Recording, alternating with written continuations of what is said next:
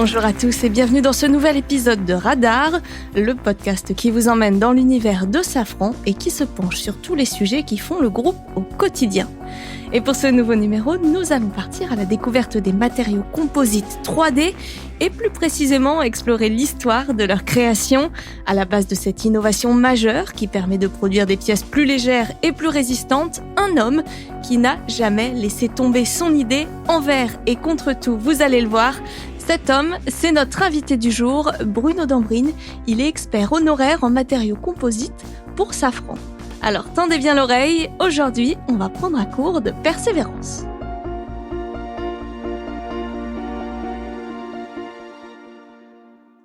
Bonjour Bruno Dambrine. Bonjour.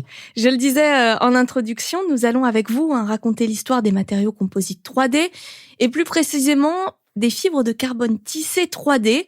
En le disant, on a plus l'impression de parler tissage, tissu qu'aéronautique. Est-ce que vous pouvez nous expliquer en quelques mots en quoi consiste le tissage 3D des matériaux composites ? Bien, tout d'abord, les matériaux composites sont un assemblage de fibres et de résine qui va permettre de lier les fibres entre elles et amener la résistance. Donc, pour faire ça, classiquement, on a des tissus très simples, 2D, comme du carbone, du verre, dans lesquels on va mettre de la résine, soit après, soit pendant le process, et on va empiler plein de couches. Ça peut aller jusqu'à des centaines, voire des milliers de couches. Et à la fin, on va cuire ça pour que la résine polymérise et fixe, tienne bien les fibres et que la pièce soit faite à ce moment-là. La particularité du tissage 3D, c'est de se dire, on va plus du tout empiler de couches, mais on va faire une préforme 3D, c'est-à-dire en 3 dimensions, dans laquelle toutes les fibres vont être introduites par tissage, par un métier jacquard, et qui vont être liées toutes entre elles pour former une seule préforme compacte et monobloc. Donc après, on injecte la résine dedans et on a la pièce. Leur histoire a commencé au tout début des années 90, ça fait donc un peu plus de 30 ans. Pourquoi avoir décidé de vous y intéresser ? D'abord, je suis un homme de matériaux au niveau de ma carrière et puis de mes études. Et donc, les matériaux composites commençaient à émerger dans les années 80-90 et étaient très prometteurs pour instruire des gains de masse, des procédés nouveaux. Et comme toutes ces choses-là, il y a eu beaucoup d'emballements, il y a eu beaucoup de programmes de lancers.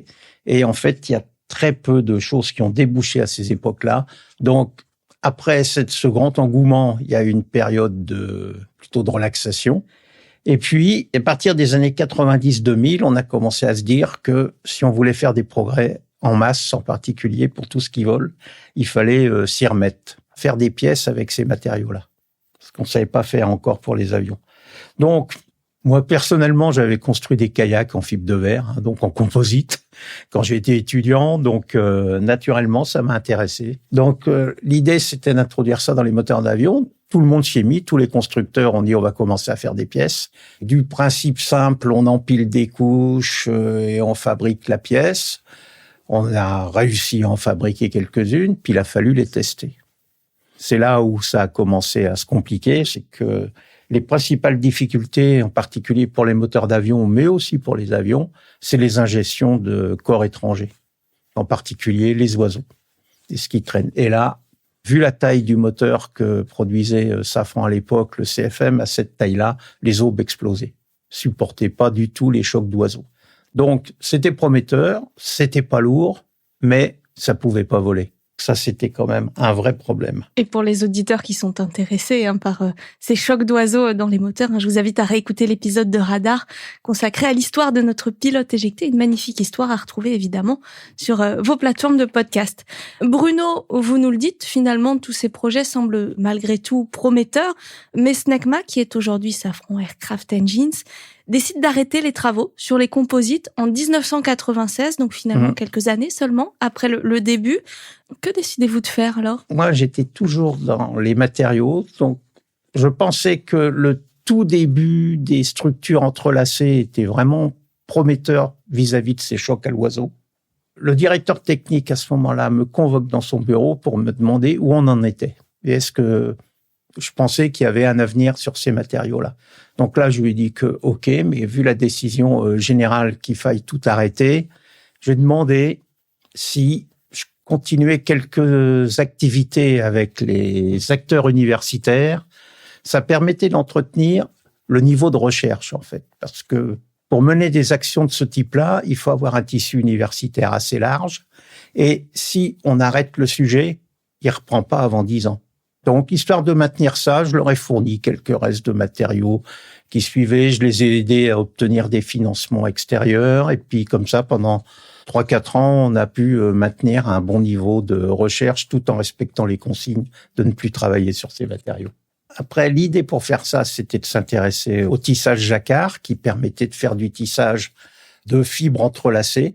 Alors, à l'époque, le tissage jacquard était utilisé pour faire des tapis et beaucoup de matériaux textiles, du damas, des choses de ce genre-là. Et on est vraiment dans des procédés venus du textile. Venus du textile complètement. Le jacquard a été introduit au début du 19e pour permettre justement de faire des tissus très variés. Mais dans le jacquard, c'était un procédé entièrement mécanique, donc très compliqué à programmer. C'était des cartes perforées, encore dans les années 90.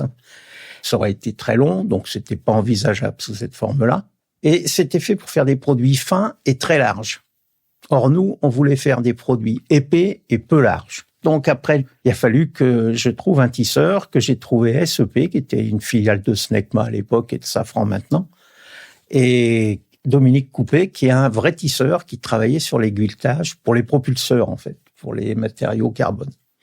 Je suis allé le voir, on s'est bien entendu et je lui ai dit, il faut que tu me trouves un tisseur avec un jacquard électronique et qui soit capable de faire des choses compliquées, comme je disais. Et donc là, on a commencé à faire la tournée. Les tisseurs français n'ont pas voulu. Ils nous ont dit que ça marcherait jamais. Donc, en fait, en continuant comme ça, on a réussi à trouver, mais aux États-Unis, un autre tisseur qui était Albany, qui était à l'époque une petite start-up qui faisait du tissage 3D et qui a été repris par Albany, qui était un groupe papetier, qui voulait aussi se diversifier. Les interlocuteurs sur lesquels on est tombé ont parlé le même langage, c'est-à-dire intégrer la mécanique complexe des pièces de moteurs d'avion dans le tissage. Donc là, on a réussi à avoir ce dialogue commun. Et on était en plus une toute petite équipe. C'est-à-dire, côté Safran, on était 2, Dominique et moi-même. Et côté Albany, ils étaient 2 aussi. John Goering et Brian Coffenberry. Et ça nous a permis d'avancer très, très vite. De faire ce qu'on appelle des proof of concept très rapidement. C'est-à-dire des démonstrations de faisabilité de petits morceaux. Donc, dans ces 2 premières années, on a vraiment avancé très, très vite et en équipe très réduite. Et en plus, parce que on rendait compte directement des travaux au directeur technique. Et ça a été une stratégie gagnante puisque vous obtenez rapidement de premiers résultats. Tout à fait. Au bout de 2 ans et demi, on avait fabriqué 8 pièces. Il n'y en avait pas de pareilles. Là, Pierre Toureau, le directeur technique, dit il faut passer au banc pour les essayer. Si on veut savoir ce que ça a dans le ventre, ça c'est une leçon que j'ai apprise, il ne faut pas faire des pièces parfaites. Il faut faire des pièces pleines de défauts. Parce que comme ça, si ça tient, on sera robuste après. Plutôt qu'à devoir démontrer que tel défaut est plus ou moins robuste, on met tout dedans. Et donc, on est allé faire le premier essai au banc et le résultat a été bon. Et ce premier essai était un essai d'ingestion d'oiseaux, parce que c'était ce qu'il fallait démontrer en pire. Une fois qu'on a fait ça, on a commencé à lancer les autres essais, la fatigue, tout ça. Donc après, c'est du travail lourd et là qui commence à demander plus de monde. Donc là, on était une équipe d'une 20aine de personnes à peu près. Ce qui a permis de faire la démonstration que c'était possible et que c'était certifiable. À partir de là, ça a commencé. On a décidé à ce moment-là de faire un projet à la taille du CFM 56 à l'époque, qui devait être précurseur pour le LEAP, savoir est-ce qu'on serait capable d'introduire une telle technologie pour le LEAP. Donc, on est parti à l'échelle plus petite du LEAP, parce qu'il y a un problème d'échelle sur les moteurs. Si pour les gros, énormes moteurs, pour le 777, on arrive à faire des aubes stratifiées, ça devient impossible à faire pour les moteurs de classe moyenne, comme le LEAP, parce que la taille des oiseaux est la même, l'énergie à ingérer est la même, mais les aubes sont plus petites et plus fines.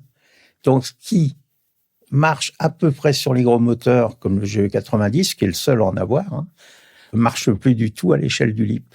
Il a fallu aussi discuter avec nos partenaires General Electric, qui, eux, avaient la technologie stratifiée et nous ont beaucoup challengés.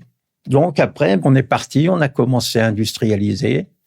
Maintenant, il y a un bureau d'études complet qui s'occupe de ça. Il y a à peu près 600 personnes pour s'occuper de ça, incluant 3 usines. Donc, une aux États-Unis, une au Mexique et puis une dans l'Est. Justement, cette aventure américaine qui a été la vôtre vous a permis de développer tout ce projet autour des fibres composites 3D jusqu'à l'inauguration d'une usine commune à Safran et à Albany. C'était en avril 2014 et c'était aussi l'aboutissement finalement d'années de recherche de voyage et aussi de ténacité puisqu'on l'a vu, ça n'a pas toujours été évident. Quand on a un bon background en recherche, tout ce que j'avais pu faire sur des matériaux avant, tels que les céramiques, ont été très utiles pour développer ce projet. Donc, en fait, c'est aussi l'aboutissement de travaux antérieurs. Si on veut faire de l'innovation, il faut avoir une recherche de qualité en amont pour pouvoir l'appliquer. Ce qui a été important aussi, c'était le soutien de la direction technique de Safran et puis du PDG aussi, qui a permis de bien surmonter toutes les grosses difficultés qu'on a pu avoir. Parce que dans des programmes de ce type-là, au début, on enfile les essais, tout marche bien, puis tout d'un coup, il y en a un qui marche pas. Et là, il faut remettre tout à plat pour continuer jusqu'à aller jusqu'à la certification. En plus, c'est des programmes longs. Hein. On a certifié et mis en service en 2016. On a démarré fin 99 avec Albany. Donc, c'est 16-17 ans, quoi. Alors Bruno, vous nous avez déjà donné quelques exemples d'utilisation de ces fibres composites dans les projets de Safran. Quels avantages ont-elles apporté ? L'avantage principal, celui sur lequel on s'est vraiment engagé sur le LEAP, c'était le gain de masse. C'est-à-dire qu'il fallait absolument alléger les moteurs. Et l'introduction de cette technologie a permis de gagner environ 500 kilos par avion, ce qui est relativement énorme. Et ça a permis aussi d'améliorer l'efficacité aérodynamique. Il y a moins d'aube au niveau du moteur qu'avant, et ce qui entraîne une grande participation à la réduction de 15% de la consommation de kérosène, de carburant par rapport au CFM 56. Donc ça constitue vraiment un avantage concurrentiel majeur pour Safran Aircraft Engine. Et ça, c'est protégé par 150 brevets, donc qui nous permet d'avoir une belle couverture au niveau propriété intellectuelle. Et puis, on a aussi développé le carter composite par enroulement à partir de technologies tissées 3D, qui est aussi une techno exclusive Safran, qui a permis d'introduire le carter qui entoure les aubes et qui participe largement à la réduction de masse également. Vous nous parliez des nombreux brevets qui ont été déposés. Ça veut dire que ces fibres, ce produit, peut encore évoluer, s'améliorer dans les années à venir ? Tout à fait. C'est-à-dire que la manière de tisser pour arriver à la préforme, le produit fini, évolue tous les jours. Ça continue encore fortement à Safran Composite au niveau recherche. Les machines ont évolué. On tisse de plus en plus vite. Ça, c'est la rentabilité industrielle. Mais on sait faire aussi des choses de plus en plus complexes et de manière facile et numérique. C'est-à-dire que la part de la simulation dans ce travail a pris vraiment une grande importance. Merci beaucoup Bruno Dambrine d'avoir été notre radar du jour. À très bientôt pour un nouveau numéro de Radar.